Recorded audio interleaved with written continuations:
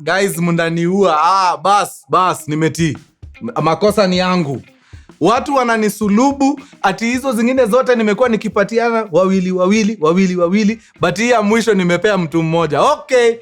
Sawa. Makosa ni yangu. Okay. Sawa, bas. Huyo mtu mwenye hakupata last time basi wacha niweke. I swear hii ndio ya mwisho, mtanisotesha guys. Mnataka nirudi Katangi? Msikue hivyo. Wacha basi nipatie huyo mmoja mwenye nilihata. Okay? Alright. Ratiba ni moja. Enda kwa description. Download Sendwave iko hapo. Kisha download, fanya nini? Register. Kisha register, tumia promo code yangu Abel, very important. Hiyo ukihata pole. Once umesha tumia promo code, weka $10. $10 ukishaweka hivi sisi tunaweka $3 because you're amazing. Yeah? Once you have done that, screenshot. Weka wapi? Kwa stories@mkurugenzi.co.ke.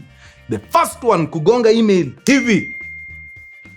Not 25, not 50, not 75.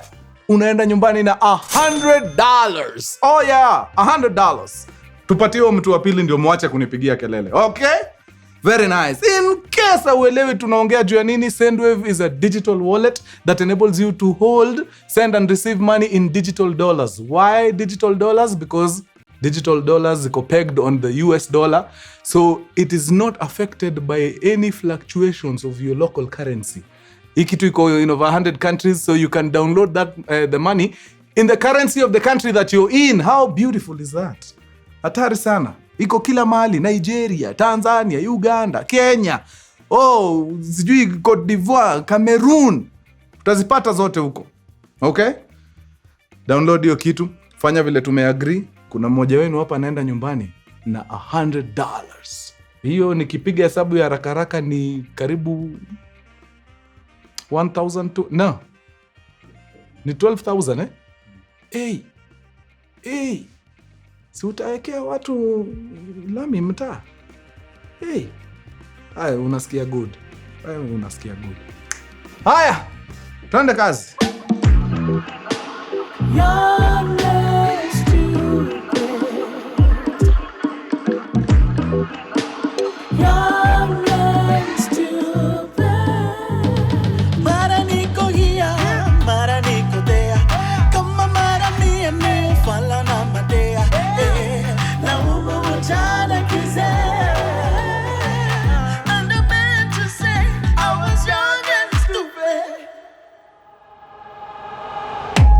Mkurugenzi, my man, young and stupid, fresh out the kitchen. Na kabla sijaingia kwa hekaya leo, you definitely know what we about to do, man. Mwesh ni jenge yo jina tekengori. As tunajiprepare kupiga shangwe na manderemo. Mashangwe, Alright! Bas! Lazima tusukumea super shout out to our super customer of the day. Na wa leo ni none other than Karen Mukiri! Hello! Kuna song ya kina Klepto ilikuwa inaimbwa vile na feel maze. Ilikuwa ni gani hiyo? Waseme wasipende mimi bado niko. Ilikuwa ni hiyo ndio anasema Mukiri na DEP. Vile na feel maze. Yeah, Mukiri umenipeleka mbali, man. Asante sana. God bless you. Umetujenga sana. Anybody else mwenye ameingia pale kwa site akavuruga kivyake, thank you and God bless you. Uko tu sawa mtu yangu. Kama hujui site ni gani, mkurugenzi.ke is where it's at. Ingia pale, chukua mambo. Lately nimekuwa nikipiga hizi ma sweatsuits. Yeah. Ni sababu hizi ni among the last times you are going to see them. Hizi sasa ni collection ambazo tunafunga officially once tumemaliza kwa store, ambaye na shuku imebaki vitu kidogo sana. That's it. So kama unataka either of this, either hoodie ama sweatpants, ingia pale. Watu wa size small, I think mnaweza pata the complete suit. So if you're a size small, enda pale shika suit mzima. Kama size yako hakuna, chukua tu yenye utapata basi. Tufunge hii story, tutafute collection nyingine. Okay? Very nice. Okay. Watu wa university, hata nimeongea kwa stories zimepita, ni watu ambao wanajituma sana siku hizi. These are people who know that education by itself is not important. No, is not enough. Lazima usome na utafute namna ya kutengeneza pesa, because times are hard, you guy. Mambo ni ngumu. So hata kama unalipiwa fee na mzazi, utafuta pesa yako on the side. Bana, usikue tu hapo unakaa tu kama sungura na tafutiwago majani kila jioni. Hapana, tafuta kitu, fanya. Hii mtandao iko imeingia, a lot is happening there. Watu wana make a decent living. But kuna category ya comrades ambao wameamua a decent living is overrated. Wacha tuende hii direction nyingine. Huku kwa pesa mingi ya kufloss kwa mtandao. Basically utapeli. Hapo ndio the real money is. Yeah. So kuna comrades wa university kwa mahali mkoa wakati, sitasema ni gani. Walijichocha wakasema hiyo ndio namna wanataka sasa. Wanataka kuingia hiyo direction, waende watengeneze pesa, watusumbue kwa internet vilivyo. Wakakaa chini, wakapiga darubini, wakaona the best way to make money is by ripping off wazungus. Sababu wale watu, they have more money than they have use for. So it does not hurt kuwasaidia kuspend hii pesa ambayo wametengeneza huko. Na the best way ya kuibia watu pesa ni gani? Siku hizi mnawaibia na njia nyingi. Kuna ile mnawatumia email, mnawadanganya nyinyi ni maprince wa huku Afrika. Mzazi amewaachia fortune, mnatafuta mtu wa kushare hii fortune na kuna hiyo Nigerians walikuwa wameiva hiyo kitu sana. Kuna kitu ingine naona mnawafanyia siku hizi inaitwa carding. Mnatafuta namna hapo, mnagonga kadi zao, hizi ma debit card na nini. Lately nimesikia munaenda munaiba social security number zao, then munaenda munawaregister shule. Yani unachukua identity ya mtu ako Michigan, unaenda unamregister shule. Ukimregister shule, unaenda unamchukulia loan ya education. But hii loan inatumwa kwa account yako wewe ukiwa hapa Kayole. Umechukulia mtu wa Michigan loan, anashangaa, mimi nilipata student loan siku gani? Hata tulilipa. Wapi? Michigan. Equity Bank, Michigan. Wewe ushawaisikia hiyo? Mnawaibia guys. But our boys here wakasema hapana, hiyo ya kuchukua student loan haiwezi. Wazungu ni watu wanakuoga na roho sana. They feel very quickly. Yani, wakiona tu ka clip kadogo ka mtoto wako na njaa kiasi, wanalia usiku mzima. Hawajazoea hiyo. So wakajiambia, na tunataka tuingie kwa internet, tutafute picha za watoto wamekula ngori town. Ukipata picha kwanza iko na kainzi kanatembea hapa, hiyo sasa ndio hatari. Chukua hiyo. Then ambia wazungu tuko na home ambaye inaokota watoto ambao wako destitute. Tunakuja tunawapatia makao, tunawalea pale, tunawapeleka shule. Shida yetu kubwa ni funding, sababu watoto ni wengi na hiyo uwezo inaanza kutulemea. Yani tengeneza profile safi. Wakiingia tu kwa website yako wanaona, mumerescue over 4,000 kids. Wow! You guys are doing a lot. Nice. Nani, tumia hao watu pesa. They are doing a good job in Africa. So walienda wakapanga safi, kila kitu fresh. Then wakaingia kwa internet, wakaanza kuangalia ni organizations gani zinasaidiaga watu wana fund hizi homes na nini.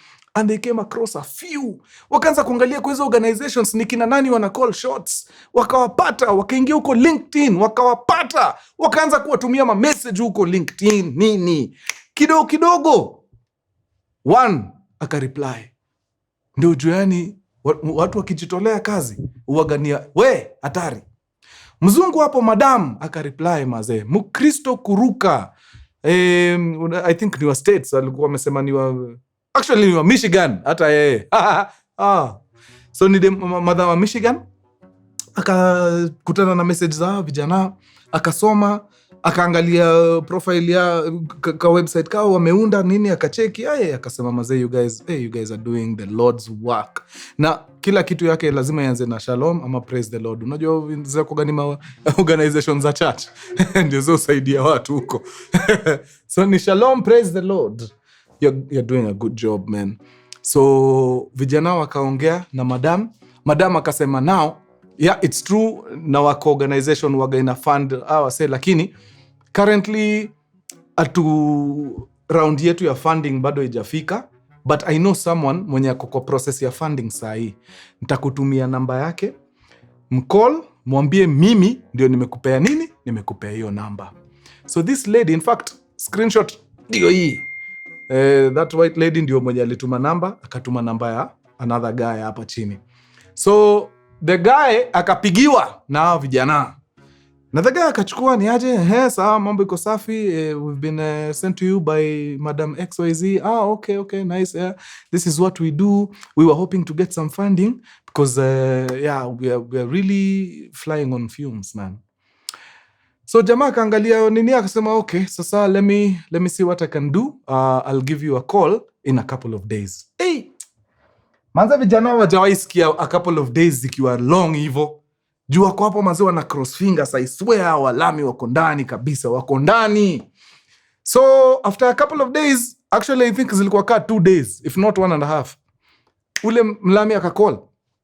Akamwambia, alright, so I thought tutapata funding kibao, but kiasi imechenga. But we received donations in all forms. Hizi zenye tunatumaga sasa kwenu huko Afrika.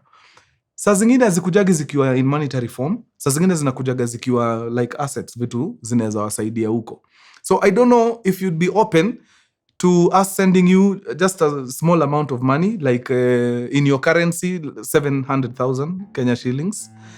Then on top of the 700,000, nikupatie some of the things zenye tumedonatiwa na wase huku tuwapatie. I'm seeing some computers here, I'm seeing some mobile phones, kuna some shoes for different sizes. Ilikuwa ni assortment kifiti sana. So the guy akasema hiyo hata ni more than enough. Hiyo ni more than enough, mtu yangu, don't strain yourself. However little, tutakuwa sawa kabisa. Jamaa akamwambia sasa, well and good, wacha nifanye mambo yangu, then mtajulishwa. Kidogo akamcall akamwambia okay, tusha consolidate ma staff, zinashipiwa, zinakam wapi, zakam Kenya.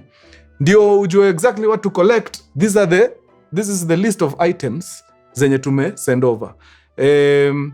Because of one reason or the other, hatutaki kutuma ido electronically. Sasa itaanza kuela watu wengine, unajua do ikianza kupitia kwa mitandao, all of a sudden sasa KRA wako na interest na wewe, na hata wako wagana haja na wewe, but sasa ndio hao washaona okay, kumbe wewe ni mtu unatumiwago wa madolari kutoka nje. Who are you? So inside one of the boxes tumeseti the maganji zenye ziko hapo, it's like a shoebox, utacheki hapo. So once you get your stuff, ukifungua nini utacheki do iko pale. So akatuma list of items na akatuma mpaka photographic evidence ya hizo vitu zote, na akasukuma pale customs huko teke ngori ikuje. Sasa vijana ni wangoje mali ingie. After another 2 days, phone ikaingia. Hii namba hawaijui. Ni aje? Safi. Nakupigia kutoka Moi International Airport Mombasa. Kuna mzigo imeingia hapa na nasikia wewe ndio beneficiary. Okay. Sawa. Una need kuiclear ndio itoke, inafaa kukua on the next flight to Jomo Kenyatta International Airport. Otherwise ikilala hapa itakuwa mbaya. All right. Ni how much? So inakoga 10,600, then itatolewa iende JKIA. So from JKIA wale watakucall, because we have a FedEx office at JKIA, au watakwambia sasa vile utapata sasa mzigo kutoka hapo. Ni comrades hawana 10,600, wanatoa wapi? Sasa ikakuwa ni kuanza kutafuta. Then jamaa akakumbuka, wait, nilikuwa nimefunguaga ka savings kwa bank. Acha niende niangalie pale nione naweza get ka how much kwa hiyo do nilikuwa nimesave pale kwa bank. Manze anaingia hivi kwa bankiko, sema Mungu ni mwema, help ishatoka zake 16,000 pesa taslim ziko kwa account. Akaambia beshte yake, buda tumepona, is a wrap, it's a done deal, 16,000 shillings ndio hii, ndatoa hiyo 10,600 tulipe hiyo mzigo itoke, but we jua maganji zikitoka lazima nijirudishe hii pesa juu ya help, unaona ni pesa ya shule, iko sawa. Bas toa 10,600 tuma pale, pay bill ikatumwa huko, mzigo ikasemekana imetoka, inakam. The following day simu pap, ni aje safi, FedEx Jomo Kenyatta International, kuna mzigo wako iko hapa, akatumiwa picha pap. I swear same the items the same kabisa, zile alitumiwa na wasa wa Mombasa, na ni the same na zile alitumiwa na Mlami wakati alikuwa anaziconsolidate ndio aweke kwa shipping ikam. So ndio hiyo mzigo wako nini so tuna need ku clear hii mzigo. Nimesha clear na watu wa Mombasa. Hiyo ilikuwa ya kuzitoa Mombasa, una need kuziclear kutoka hapa. Na sijui kama watu wa Mombasa walikuambia ikilala every night inalala hapa ina attract 2,500 shillings. Kaa ufikirie, ukiwa tayari ndio hii pay bill weka, bas sisi tutume mzigo. Jamaa akaambia mwenzake, mazee itakuwa mbaya, kazi hii yote imefanywa alafu ikae. In fact before wa agree walikuwa lule Mlami, wakamwambia ni aje, mazee mali imefika, thank you very much, lakini wanatuitisha maganje jo, wanatuambia wana need pesa ya kuclear nini. Mlami akamwambia, guys surely nimewatumia items worth millions, bado mnashindwa kutoa 7,000 pesa yenu mclear mambo yenu. You guys, I don't think you're serious. Wakasema iko sawa bosi, iko sawa, hii tuna clear, hata isikusumbue. So ndio wakaamua hii yenye inaitishwa hapa Jomo Kenyatta, wacha watoe. So from ile 10,600 hapa wanaitishwa 7,000. Wakaambia jamaa wa FedEx JKA, hii 7,000 walai hatuna, wacha tu nikwambie ukweli, hatuna hapa, we kula 5,500 manze ututolee mzigo jo, usikubali jo tuumie na we uko hapo, na wewe wacha kuwa hivyo. Jamaa wa FedEx akaambia okay, mnaharibu kazi, lakini sawa, tuma hiyo 5,500 ndio hii pay bill. Okay, sawa. Wakatuma 5,500. Haya, after wametuma wakapata tena call nyingine baadaye, hii mzigo imeshakuwa cleared, inafaa itoke, nimesikia mko Nyeri. Itabidi utume 5,000 ya mafuta ya kutoka hapa mpaka Nyeri. We ngoja, tumelipa hii kampuni yenu bana, hamna mafuta aje? Haina mambo, si tutakaa tu nayo, but wewe jua ikilala ina attract 2,500 every day. Wase wakasema hapana, nyinyi mnataka kutubeba ng'ombe nyinyi. Maybe hata hiyo mzigo haijafika, mnatusumbua hapa. Bas si tutakaa tu nayo hapa. Nyinyi mkitaka mnaweza kuja mverify, muhakikishe ndio hiyo, but mimi nawaambia hii mzigo ikilala another 2,500 itaongezeka hapo juu. Sawa, nyinyi mkipata time kujeni. Wale vijana wakajiambia uongo, hatubebu ng'ombe hii Nairobi, tunaenda mpaka hiyo airport, lazima tu verify hii mzigo imekam. Wakatoka Nyeri wakiwa wawili, wakaingia mjini, wakalala kwa rafiki. Asubuhi wakaingia airport. So walikuwa airport saa 1 sharp. Walifika before FedEx wafungue. Wakakaa hapo nje. FedEx wakakuja, na wakiingia hawaanzaki kuhudumia watu immediately. Hiyo siku kulikuwa na mkutano asubuhi.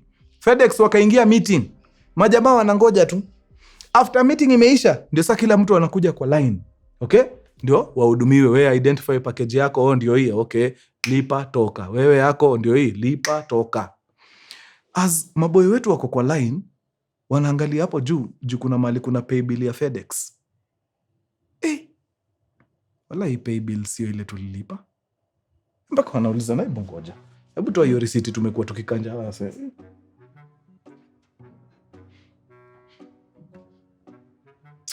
Kwani hasa wako na pay bill 2? Hebu tukae kwa line, wacha tufikiwe. Wakafikiwa, ni aje? Cheki, tumelipa hii mzigo More International 10,600 na tukalipa 7,000 ya quickly hapa JKA. Alafu msee wenu wakatuambia 5,000 tunafaa tutoe ya mafuta ndio iwekelewe kwa truck yenu ya FedEx iletwe mpaka Nyeri. Ndio tumekaa mazee juu hiyo ganji imekuwa mingi, sisi tumeona wacha tujibebe tu mzigo yetu si tuende. Mmelipa wapi? Ndio hii hapa hii. Ni kina nani jua sisi? Paybill yetu ndio hii. Ai, walai. Si nyinyi. Pigia mlami nani? Titi. Hello? It's like there's a problem. Yeah, we're here at FedEx. First of all, the paybill is not matching.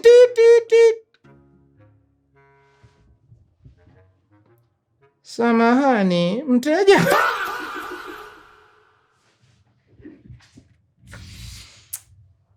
Yaani unataka kuona wanaume wawili wakikaa kwa floor hapo FedEx. Basi nani tunaweza hata ingia kwa store tuone maybe kama mzigo inaweza kwa ilikuja hapa. Inakaa aje? Ndio hizi mapicha. Hakuna mzigo kama hizi tumepata. Bongo hata tukikuingiza kwa store. Hizi hakuna. Wangwana walikuwa hawana kitu. Do you know? Walikuwa so sure na hii mzigo, hawakuwa hata na fare ya kutoka kwa airport kurudi home. Walikuwa sure wataingia kwa box ya viatu wachune dollars. Unataka kulipa taxi na dollars. Yaani hasa walikuwa ready kwenda Nyeri na taxi. Yeah, na walipe taxi driver na dollars sababu they're balling. Imagine comrades wako na 1,700 pesa ya Kenya. Na ma laptop zimejaa huku ma iMac, MacBooks. Walishangaa sana. Turns out, wakati walikuwa napiga upekuzi pale kwa internet, wakapata mama mzungu kutoka Michigan. Ni wanyoike fulani yako Block G Committee. Akona mpaka profile ya LinkedIn. Safi sana. Akarespond. Akawaintroduce kwa mchungaji fulani. Shalom, praise the Lord. Ni mfungwa wa robbery with violence ako hapa committee bado. Hiyo pesa yote inanunua mafegi committee. Yeah. Kuna mzungu aliongea naye. Na watu wa committee ni actors. Jamaa anakupiga kilami unaingia box. Juu apparently pia mababi wana committee crimes. Kumbe kuna wase walaviwa wako hii committee. Mimi sikuwa najua. Kuna wase warunda wako hii committee walishikagwa tu wako huku ndani. Cheza tu hapo mkiwa mahang zenu unapiga mtu chupa ya kichwa anakufa. Ako committee na ile kizungu yote ya Brookhouse. Hiyo ndio inatumika sasa kupiga watu na jina ya FedEx.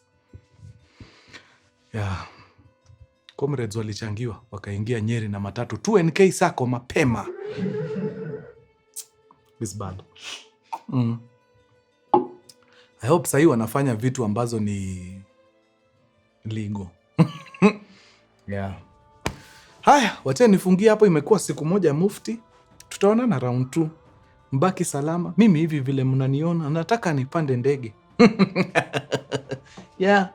Nitaamka tarehe 19, nitachukua ndege kubwa hapa JKIA, nianguke pale Cairo. Kutoka Cairo nitakaa hapo kwa warsha ya siku 2. Nitoke pale Cairo nichukue ndege ingine, niingie Brussels, Belgium. Nitoke hapo niingie seminar hapo Switzerland. Nitoke hapo mtachoka, ndawasumbua. Tuona nini nikirudi. Imekuwa true sana nyinyi watu wa nguvu. Adios muchachos. Peace.